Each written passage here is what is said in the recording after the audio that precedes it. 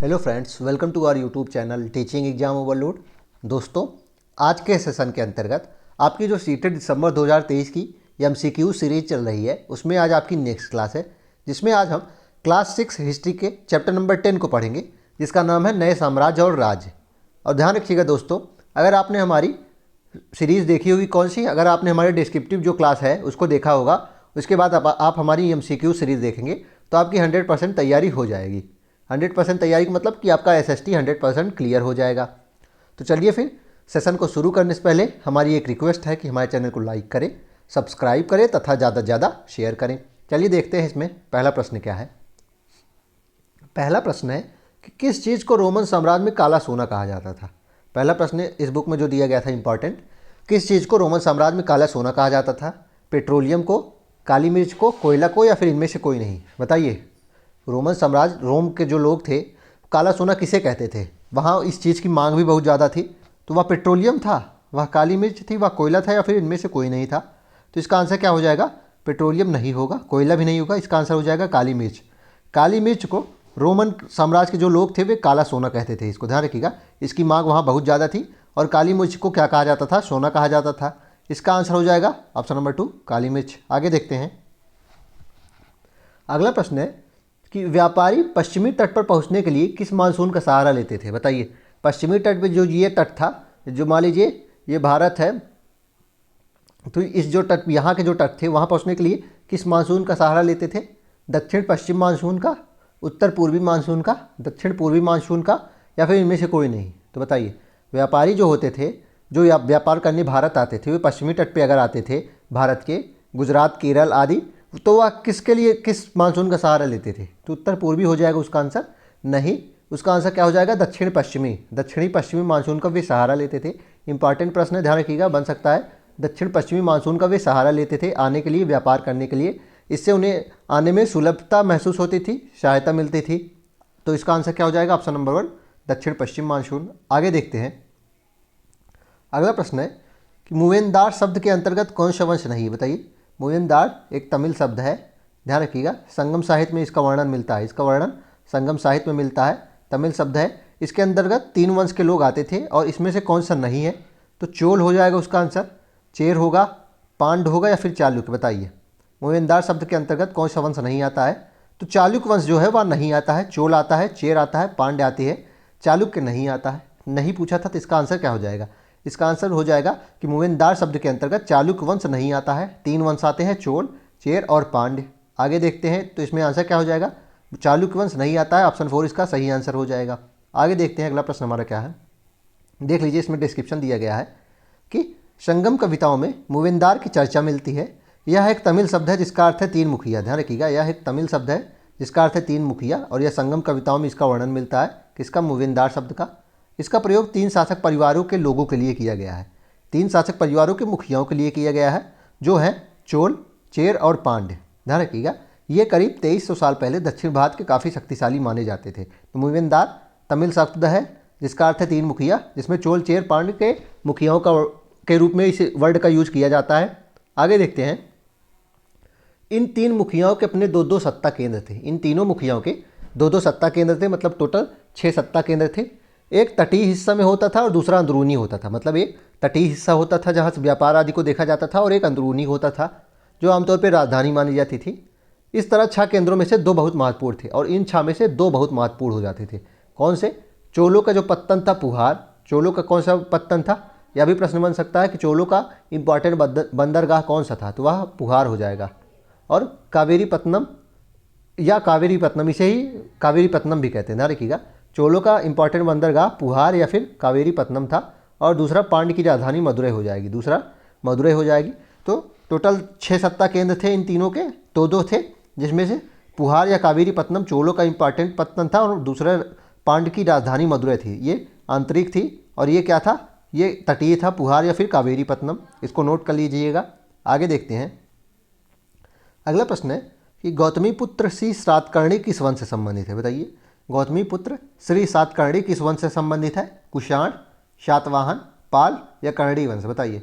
गौतमी पुत्र सातकर्णी क्या कर्णी वंश से संबंधित है? नहीं। पाल वंश से भी नहीं संबंध है इनका। सातवाहन वंश से है कि नहीं? है। कुषाण से नहीं होगा। इसका आंसर क्या हो जाएगा कि इनका वर्णन गौतमी पुत्र ऋषि सातकर्णी का सातवाहन वंश से है। ध्यान रखिएगा, सातवाहन से वंश से है। कुषाण वंश से इंपॉर्टेंट कौन हो जाएंगे? कनिष्क हो जाएंगे। कुषाण वंश से इंपॉर्टेंट कनिष्क हो जाएंगे और विम कटफिसेस हो जाएंगे। कौन हो जाएंगे? विम कटफिसेस हो जाएंगे। इसको भी नोट कर लीजिएगा, विम कटफिसेस हो जाएंगे। तो कुषाण वंश के ये दो बहुत इंपॉर्टेंट है। और कुषाण वंश सोने के सिक्के जारी करते थे। ध्यान रखिएगा, ये सोने के सिक्के जारी करते थे। इसको ध्यान रखिएगा, सोने के सिक्के कौन जारी करते थे? कुषाण वंश के लोग जारी करते थे, कुषाण वंश के शासक जारी करते थे। तो गौतमीपुत्र ऋषि सातकर्णी का जो वंश है वह कौन सा है? सातवाहन वंश है। ऑप्शन नंबर 2 इसका सही आंसर हो जाएगा। अगला प्रश्न देखते हैं। अगला प्रश्न है कि स्वयं को दक्षिणापथ का स्वामी किस वंश के शासक कहते थे? तो दक्षिणापथ की उपाधि कौन लिए थे? चालुक्य लिए थे, कुषाण लिए थे, पाल या फिर सातवाहन वंश? बताइए, स्वयं को दक्षिणापथ का स्वामी कौन कहते थे? तो वह सातवाहन वंश हो जाएगा। इसका आंसर क्या हो जाएगा? सातवाहन वंश के जो शासक थे वे स्वयं का दक्षिणापथ का स्वामी। दक्षिणापथ का क्या अर्थ हो जाएगा? दक्षिण जाने का रास्ता। तो ये देख लीजिए, मान लीजिए ये मैप है, तो ये जो रास्ता यहाँ होता था इसे दक्षिण जाने का रास्ता माना जाता था और ये स्वयं को दक्षिणापथ के स्वामी मानते थे। दक्षिणापथ का अर्थ हो जाएगा दक्षिण जाने का रास्ता। और ये सातवाहन वंश जो था यह स्वयं को दक्षिणापथ का स्वामी मानता था। ऑप्शन नंबर 4 इसका सही आंसर हो जाएगा। आगे देखते हैं। आगे है कि रेशम बनाने की तकनीक का आविष्कार हुआ था। बताइए, रेशम बनाने की तकनीक का आविष्कार हुआ था चीन में, कोरिया में, जापान में या फिर वियतनाम में? बताइए, रेशम बनाने की तकनीक का आविष्कार कहाँ हुआ था? तो इसका सही आंसर हो जाएगा चीन में, चाइना में रेशम बनाने का तकनीक का आविष्कार हुआ था। और आपने पढ़ा होगा आगे कि कागज़ बनाने की तकनीक का भी आविष्कार कहाँ हुआ था? चाइना में हुआ था। बान लून करके एक व्यक्ति था, उसी ने किया था। किसने? बान लून करके। और चाइना में भी कागज़ बनाने का भी आविष्कार हुआ था। उसे भी वह बहुत समय तक छुपाए रहे चीन के लोग, और रेशम बनाने की तकनीक को भी बहुत समय तक चाइना के लोग छिपाए रहे। ध्यान रखिएगा, तो इसका आंसर क्या हो जाएगा? चाइना। अगला प्रश्न देखते हैं। अगला प्रश्न है, सिल्क रूट पर किस प्रसिद्ध वंश का शासन था? सिल्क रूट पर किस प्रसिद्ध वंश का शासन था? कुषाण, सातवाहन, चालुक्य या चोल? तो सिल्क रूट पर किस प्रसिद्ध वंश का शासन था? क्या वह सातवाहन वंश था, चालुक्य था, कुषाण था, फिर चोल? बताइए, सिल्क रूट पर किस प्रसिद्ध वंश का शासन था? तो इसका आंसर हो जाएगा कुषाणों का। कुषाणों का सिल्क रूट पर आधिपत्य था। ध्यान रखिएगा, कुषाणों का सिल्क रूट पर आधिपत्य था। तो इसका आंसर क्या हो जाएगा? Option number 1 Kushan. अगला देख लेते हैं। अगला प्रश्न है कि बुद्ध चरित्र ग्रंथ किसकी रचना है? बुद्ध चरित्र ग्रंथ जो है वह किसकी रचना है? अश्वघोष, बाणभट्ट, भारवी या फिर इनमें से कोई नहीं? बताइए, बुद्ध चरित्र ग्रंथ जो है वह बुद्ध की जीवनी, इसे बुद्ध की जीवनी भी कहा जाता है, वह किसकी रचना है? वह बाणभट्ट की है। भारवी की तो किरातुर जीवनियम हो जाएगी। ध्यान रखिएगा, भारवी की इंपॉर्टेंट कृति क्या है? किरातुर जीवनियम है। और इसकी बुद्ध चरित्र ग्रंथ किसका है? अश्वघोष का। इसे अश्वघोष ने लिखा है। ध्यान रखिएगा, इसे किसने लिखा है? अश्वघोष ने। ऑप्शन नंबर 1 इसका सही आंसर हो जाएगा। आगे देखते हैं। अगला प्रश्न है कि अश्वघोष किसके दरबार में रहते थे? अगला प्रश्न क्या है कि अश्वघोष किसके दरबार में रहते थे? कनिष्क, गौतमीपुत्र ऋषि सातकर्णी, चंद्रगुप्त या फिर अशोक? बताइए, अश्वघोष किसके दरबार में रहते थे? तो इसका आंसर क्या हो जाएगा? इसका आंसर हो जाएगा कनिष्क। ध्यान रखिएगा, इसका आंसर हो जाएगा कनिष्क। अश्वघोष कनिष्क के दरबार में रहते थे। ऑप्शन नंबर 1 इसका सही आंसर हो जाएगा। आगे देखते हैं।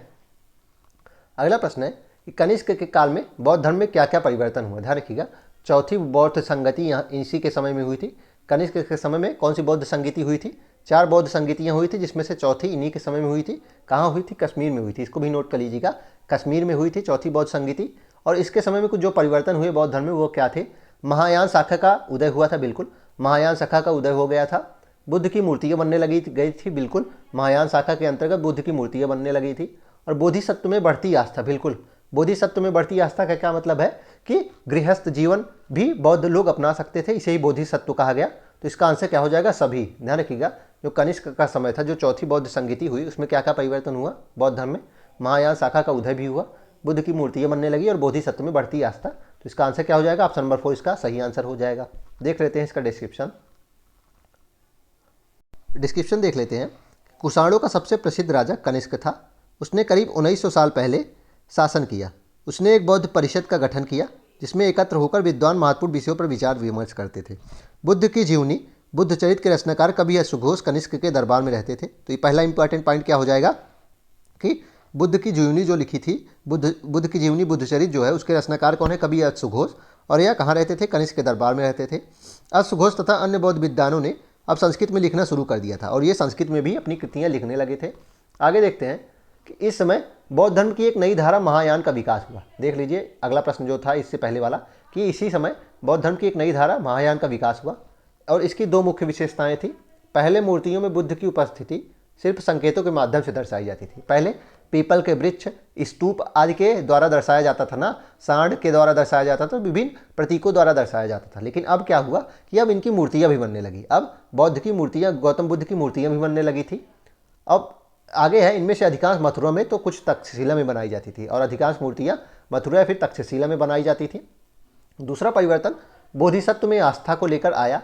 बोधिसत्व उन्हें कहते हैं जो ज्ञान प्राप्ति के बाद एकांतवास करते हुए ध्यान साधना कर सकते थे, लेकिन ऐसा करने के बजाय वे लोगों को शिक्षा देने और मदद करने के लिए सांसारिक परिवेश में रहना ठीक समझने लगे। तो वही बात जो मैं बोधिसत्व को समझाया कि गृहस्थ भी बौद्ध धर्म में अपनाया जा सकता है, गृहस्थ रह के भी लोगों को सिखाया जा सकता है। यही बोधिसत्व की पूजा थी और पूरे मध्य एशिया, चीन और बाद में कोरिया और जापान तक यह फैली। और ये जो महायान शाखा थी यह मध्य एशिया, चीन और कोरिया और जापान तक यह फैल गई। बौद्ध धर्म का प्रसार पश्चिमी और दक्षिणी भारत में हुआ था। ध्यान रखिएगा, बौद्ध धर्म का प्रसार पश्चिमी और दक्षिणी भारत में हुआ, जहाँ बौद्ध भिक्षुओं के रहने के लिए पहाड़ों में दर्जनों गुफाएं खोदी गई। ध्यान रखिएगा, यहाँ बौद्ध भिक्षुओं के रहने के लिए पहाड़ों से दर्जनों गुफाएं खोदी गई। आगे देखते रहते हैं। अगला प्रश्न है कि थेरवाद के बारे में कौन सा कथन असत्य है। थेरवाद के बारे में कौन सा कथन असत्य है। यह बौद्ध धर्म का आरंभिक रूप है। बिल्कुल, बौद्ध धर्म का आरंभिक रूप कौन सा है? थेरवाद है। यह दक्षिण पूर्व एशिया के देशों में अधिक प्रचलित है। बिल्कुल, ताइवान और श्रीलंका जो विभिन्न ये देश हैं, इनमें ये ज़्यादा, कंबोडिया, इन सब देशों में थेरवाद ज़्यादा प्रचलित था, जो बौद्ध धर्म का आरंभिक रूप था। इसमें गौतम बुद्ध की पूजा संकेतों द्वारा होती थी। बिल्कुल, इसमें गौतम बुद्ध की जो पूजा थी विभिन्न संकेतों द्वारा, पीपल के वृक्ष आदि द्वारा होती थी। तो इसमें आंसर क्या हो जाएगा? असत्य कथन पूछा था ना। असत्य कथन इसमें से तीनों सही हैं, तो असत्य इनमें से कोई नहीं हो जाएगा। इसका आंसर क्या हो जाएगा? इनमें से कोई नहीं। ऑप्शन नंबर 4 इसका सही आंसर हो जाएगा। आगे देखते हैं। अगला प्रश्न है कि कहाँ के प्रसिद्ध मंदिर में पृथ्वी को स्त्री के रूप में दर्शाया गया है। बताइए, कहाँ के प्रसिद्ध मंदिर में पृथ्वी को स्त्री के रूप में दर्शाया गया है? एरन मध्य प्रदेश में, उड़ीसा में, तमिलनाडु में, या फिर इनमें से कोई नहीं? बताइए, कहाँ के प्रसिद्ध मंदिर में पृथ्वी को स्त्री के रूप में दर्शाया गया है? तो इसका आंसर क्या हो जाएगा? एरन मध्य प्रदेश में।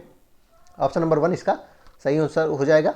देख लीजिए, इसका डिस्क्रिप्शन भी दिया गया है कि वराह के रूप में विष्णु, एरन मध्य प्रदेश की यह शानदार मूर्ति विष्णु के वराह रूप की है। ध्यान रखिएगा, पुराणों के अनुसार जल में डूबी पृथ्वी को बचाने के लिए विष्णु ने वराह रूप धारण किया था। ध्यान रखिएगा, इंपॉर्टेंट है। विष्णु ने वराह रूप क्यों धारण किया था? जो जल में डूबी पृथ्वी को बचाने के लिए, पुराणों के अनुसार ऐसा कहा गया है। और यहाँ पृथ्वी को एक स्त्री के रूप में दर्शाया गया है। इंपॉर्टेंट पॉइंट है कि यहाँ पृथ्वी को एक स्त्री के रूप में दर्शाया गया है। तो एरन मध्य प्रदेश की जो मूर्ति है वराह रूपी विष्णु की, वहाँ पृथ्वी को एक स्त्री के रूप में दर्शाया गया है। सबसे इंपॉर्टेंट पॉइंट है, ध्यान रखिएगा। चलिए फिर इसी के साथ आज के सेशन को हम समाप्त करते हैं। आशा करता हूँ कि आपको ये सेशन पसंद आया होगा। अगर आप इसी तरह के अन्य सेशन भी देखना चाहते हैं तो हमारे यूट्यूब चैनल को लाइक करें, सब्सक्राइब करें तथा ज़्यादा से ज़्यादा शेयर करें। साथ ही अगर आप इसकी PDF प्राप्त करना चाहते हैं तो हमारे टेलीग्राम चैनल का लिंक डिस्क्रिप्शन बॉक्स में है, आप उसको ज्वाइन कर लीजिए। आपको सारी PDF वहीं मिलेंगी। चलिए फिर, धन्यवाद।